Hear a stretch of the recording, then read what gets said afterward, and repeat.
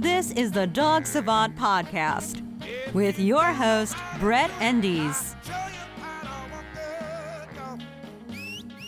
Hey everyone, welcome to the Dog Savant Podcast. I am Brett, I'm your host.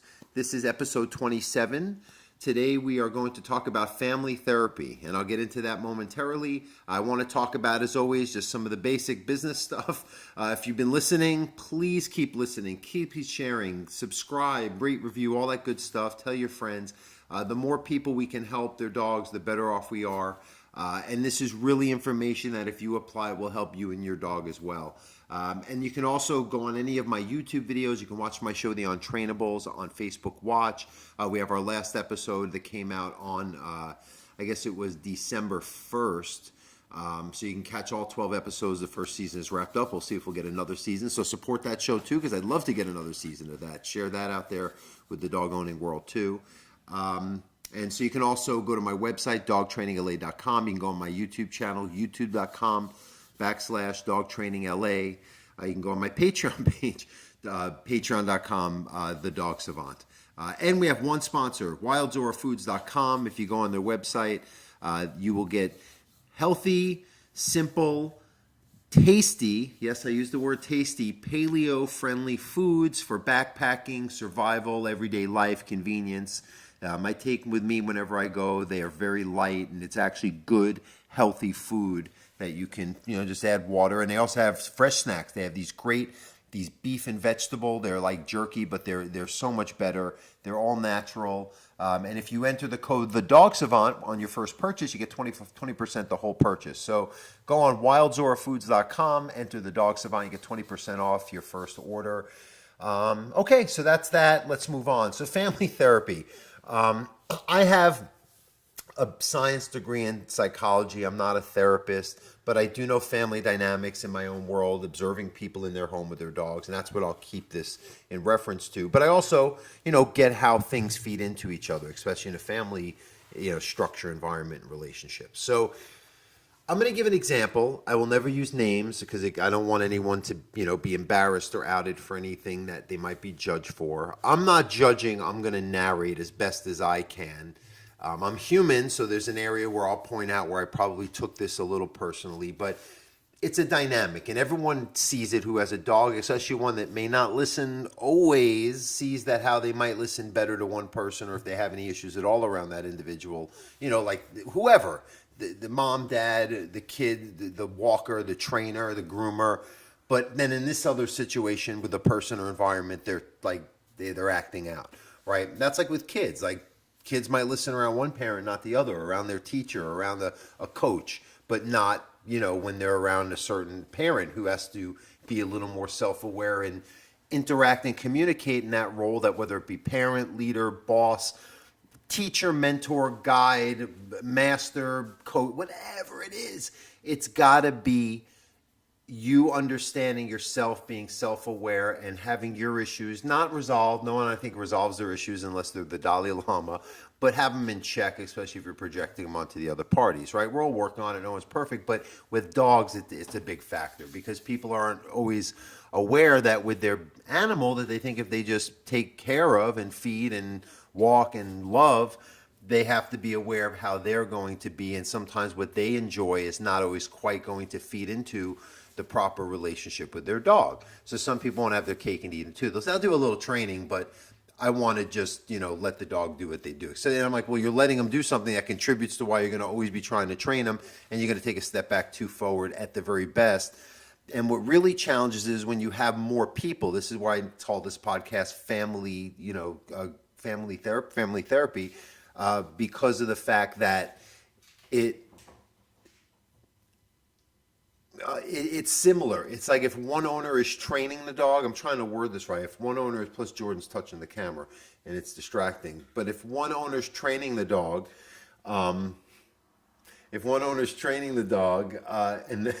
and then the other one's letting the behaviors happen or not training them at all, you tend to get it's almost the dog gets frustrated. It's like when I show up and no one's doing anything. It's like, well, the dog's going to avoid training and say, this is the only time I see structure.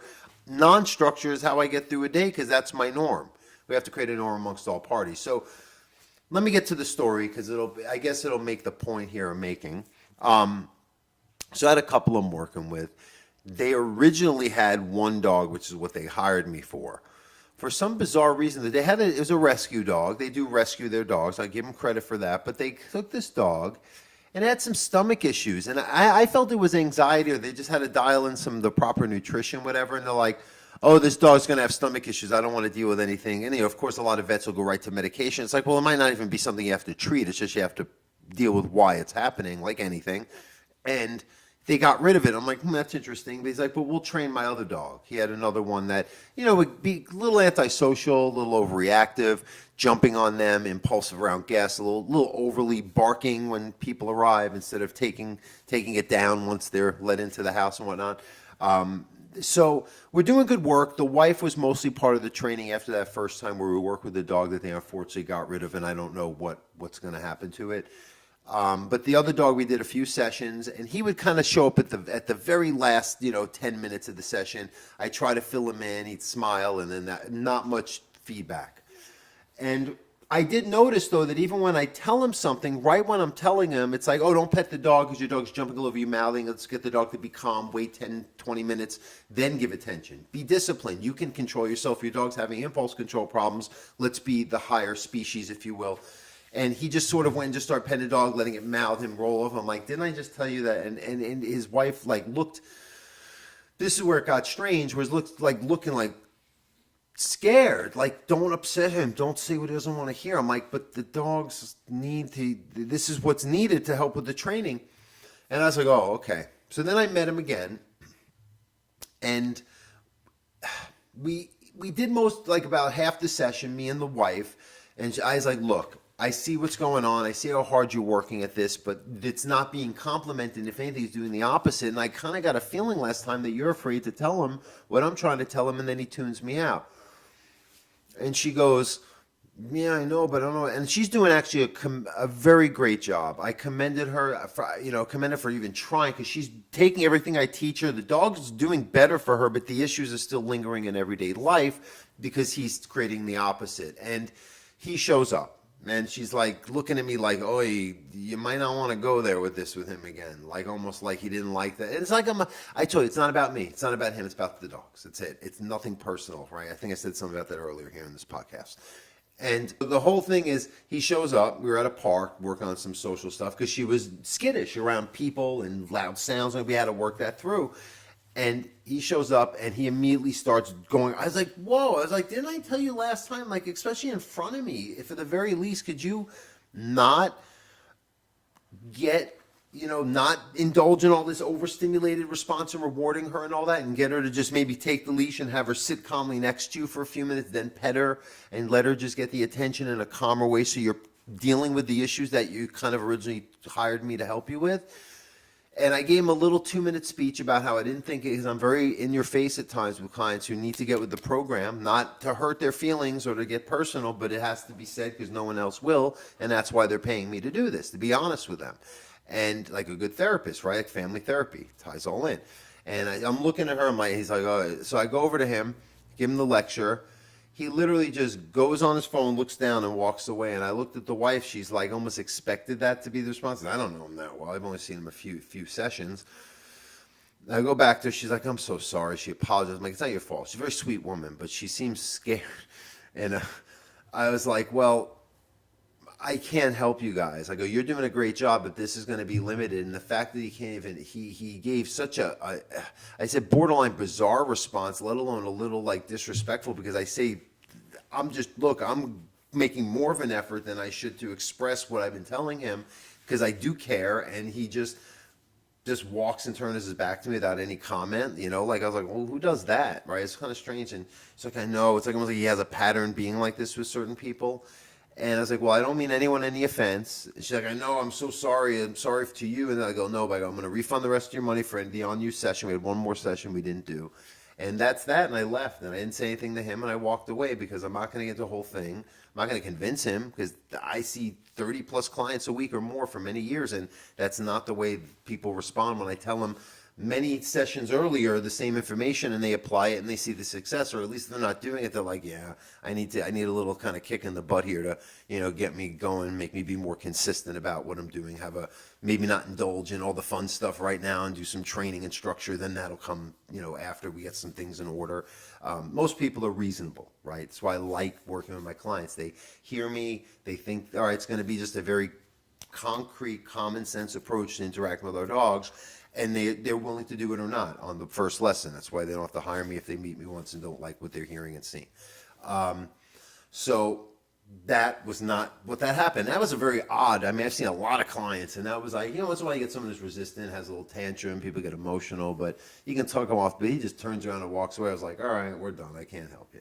So it happens, right? It's family, because and this is like if they had a child and the mom was involved, trying, and the dad had issues he didn't work on or was not wanting to be engaged. I don't believe in that therapy shit like that. It's not going to work either. So that's the problem, is that you end up with, the kids acting out still, or the dogs acting out. And I, as a therapist who's got some experience, knows these dynamics and has seen similar versions of it, to know where we're headed, address it, because it's my job to be honest again and address it. And if I don't see any change or growth potential, or at least from all parties, I assess and see if it's worth pursuing or pushing it. And this response made it not something worth pursuing or pushing. And as a trainer who's experienced, you have to make that. I don't know if you're any other trainers listening to this, but if you've been in this situation, you understand. If you're a little newer at this and you haven't had, this is something you'll learn, is that the human end of the leash is so pinnacle in the dog's success, especially when you're dealing with some problem issues, trust in the home environment around these owners. Because dogs, it's very relational. It's not just consistency, reward, punishment, treats, energy, whatever, instinct. There's a lot of just that relationship quality to who the dog's around and what environment you share. Okay, so that's that. Let me see if there's any questions we have. We've been answering a lot of them, and I've been trying to send some messages to you too. So I'm just going to log on here, get the latest question. Okay, and I've answered this 20 different ways, but I always want to talk on it, because this is something people always will. It's like so often, like half the times when I say don't use a harness, and they go, and I'm like, oh, but you use a no-pull harness. It's always. Okay, so I get a lot of questions like this, but this is one of them, is they're asking, my dog pulls. I've heard a no-pull harness is good because my dog has a short face. It's part pug. Well, you've seen me, I think there's 2 or 3 episodes in the Untrainables where there's pugs. So there's a lot of pugs in this, and a lot of it is the pulling issue, or reactivity, or lack of trust in the leash, because there's a physical control and not the mental guidance, the connection of energy, the relationship, the direction of the command, and all that. So a harness is physical, and it frustrates certain dogs. If your dog walks fine, use a harness, but really it's meant to teach a dog to pull or restrain them physically, like in a seatbelt or some kind of secure situation, so that they don't, when they're pulling, it's not on their neck. This is to jerk on a dog and hang them. You're supposed to, there's a little physical stress. You see it on the show. There's a little bit of that pulling. You're not choking a dog if you're not hanging them. You just have to get them to focus, and then they're just walking smoothly. Leash is loose, and all your problems, especially pulling or stronger, like reactivity type issues, they're not part of it either, because they're walking with purpose. You're leading them, not physically, mentally guiding them, so they stay in flow with you, and they're focusing on a command, released when they need to have breaks and whatnot. So the no-pull harness is like putting a Band-Aid on that. What the no-pull harness does is, it's just when the dog pulls, they get this. But I always ask people, if you took that harness off, put a collar on again, right? What would your dog do? Well, they'd probably pull still. Well, you're just kind of like, your dog's still mentally trying to go this way, even though you're pulling them back this way. You got to get your dog mentally go this way, and then they just kind of float through the walk. Their movement isn't so over projected unless it's, you want them to, like they're playing, running, throwing a ball, but not on a walk. A walk should be a nice, relaxed, connected, walking, mental engagement. And they will get mentally exhausted if you can really hold their attention, teaches them to stay at your side, so they learn a good heel command. Let's go, walk with me, whatever you want to say. They learn to sit when you stop at curbs, doorways, whatnot. And it just, filters what's around them, and that's a better way to walk than just pulling, and they're always scanning and pulling and reacting. And some dogs more likely than others, but even with a dog with a short face, if you teach him to walk, I don't know if I'm great with a dog, I don't care short or long face, pulling like this for 12, 14 years or more like this, because they haven't learned good walking skills from day one, versus a little tug behind the ears a few days, and they learn to just focus and we're good to go. I've done this for so many thousands of dogs, and I have not had one dog have any injuries, anything happen. Many owners would have come back to me if it wasn't. Back in the old days, I tell everyone, I learned the Kohler method first time I was a trainer. I went to a school back in New York, and I learned basic dog behavior and choker chain training, and then I evolved from there very quickly to something else. But dogs were fine. I mean, I wouldn't have the reputation I do, quite frankly. It's just, this is just, sometimes you have to control and steer a dog and communicate. You're not trying to hurt them, traumatize them, choke them, cause pain, scare them. You're supposed to connect with them, but it's not usually happening with a harness unless you want to connect them to pull you on a cart or something, which is great. Do it. If your dog has that potential and they're built for it, let's do it. But other than that, for walking, a best bet, unless your dog is a pinnacle, I use that word a lot, but like an amazing walker, use a command to teach them, then that becomes the norm as a loose leash walk. So no pull harnesses, not a fan. If you have no choice for the short term while you're working on walking skills, sure, if it's a little Band-Aid or you've been using it, but I'd always recommend phasing out of that into real walking skills. And that's anything, the no lead pull, the halty, gentle lead, whatever, same idea. You want to just teach them how to focus when walking, how to just kind of stay in the moment with you. Okay, I said it 20 different ways. All right, so I think we're good with that. Episode 27, wrapping up here. Family therapy. Don't forget to subscribe, share, tell everyone. I want to get this viewer, listener base a little more. Oh, I always tell people you can also watch this if you're listening on iTunes, on YouTube, youtube.com/dogtrainingla. And that you'll find episodes of this podcast of me being recorded here, so you won't just hear my wonderful voice. And don't forget to go to our sponsor, wildzorafoods.com. And thank you so much. So train your dog, get out there with your dog, love your dog. Have a good day, everyone. Thanks for listening.